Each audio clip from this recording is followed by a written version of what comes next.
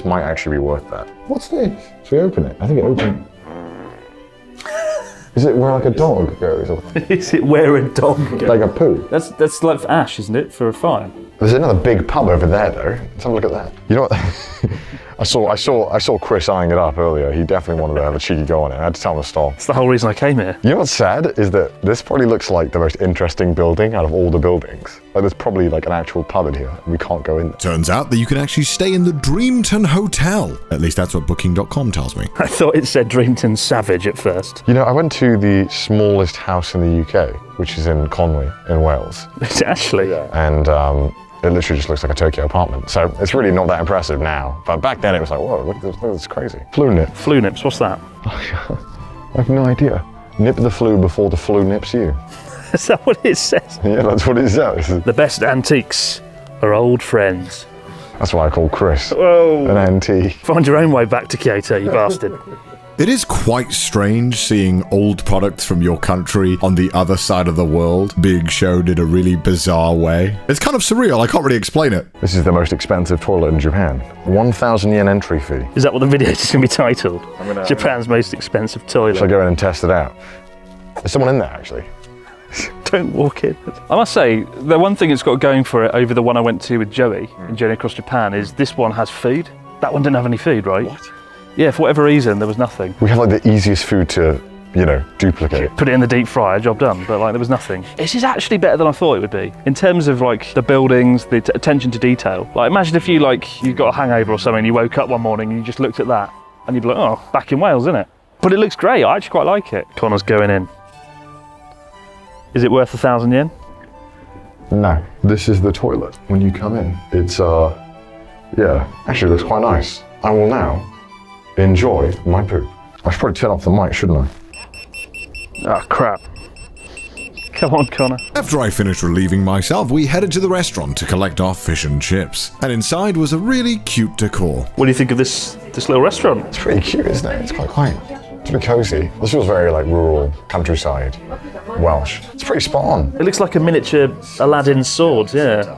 Little sword from Aladdin. And here is the 2,200 yen fish and chips. There's a lot of pepper on there. Actually, not a bad chip, I must say. I've never seen fish and chips come with a baguette in my life. Garlic bread. Oh, it smells pretty good vinegar, actually. You're not a fan of vinegar, are you? No, it's all yours, mate. Fish tastes kind of weak, like anemic, you know. Anemic fish? Yeah, kind of. Overall, the chips were pretty good. The vinegar helped with the flavor. The fish itself was a little overbattered and not that great, but the mushy peas were, oh god, they were not good. I never really liked mushy peas when I was growing up, but I swear they didn't taste like this. I must say though, the tea was cracking. But who cares what I think? We need to find out what Chris thinks of the fish and chips. Here we go, making my incision. Incision? You can tell first off when you sink the knife in, the batter's a bit too like thick. Bit of ketchup. Tarikimasu. This is probably the most serious I've ever seen Chris review something. It is honestly like a cheap donut batter. Gordon Ramsay over here. It tastes like a donut. Sadly, Chris wasn't impressed by the fish and chips either, but hopefully the garlic bread will help. This might make up for it. Make the first incision with my mouth. It's a 4. It's a bit too cardboardy. Highlight so far has been the chips and the atmosphere and the little dog. Makes up for it. Makes up for the $22. So go on then, chips out of 10. Like a 7, yeah. 7, the fish. 5.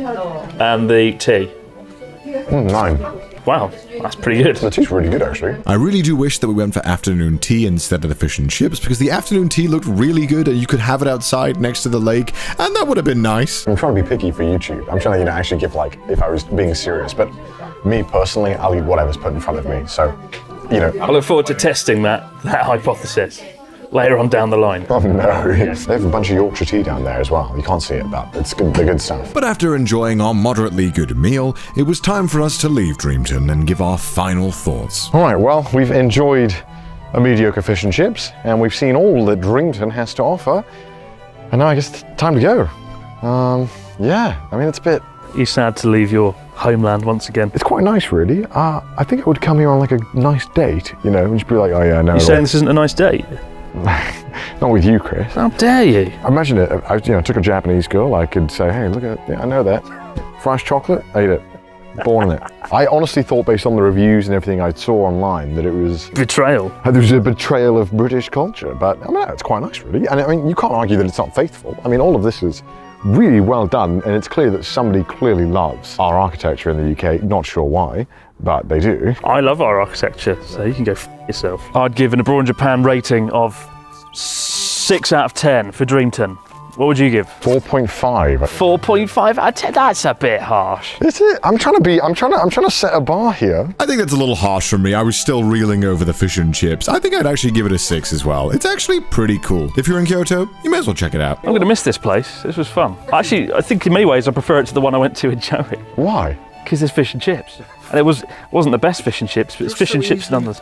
Chris's bar for what's good is it deep fried? If it's deep fried, it's a good thing. You get out, I'm staying here. Yeah, see you. I'm driving home. We're having another portion of fish and chips. This is Chris Broad's channel now. Well, I must say, Chris, thank you so much for showing me Kyoto. When you invited me, I thought we were going to be seeing all the famous tourist spots, right? No, who needs a 500-year-old pagoda when you've got Dreamton? Maybe it's 500 square meters of slightly disappointment. It's fine. You know, I'm clowning on it. I'm not really looking forward to the next weird thing that we end up doing. Well, you've got Kiyomizu-dera Temple, you've got King Kakuji, and then you've got Dreamton. The 3 key sites. When is it going to become the 9th wonder of the world? After this video. Funnily enough, though, I did get another email the other day about Spanish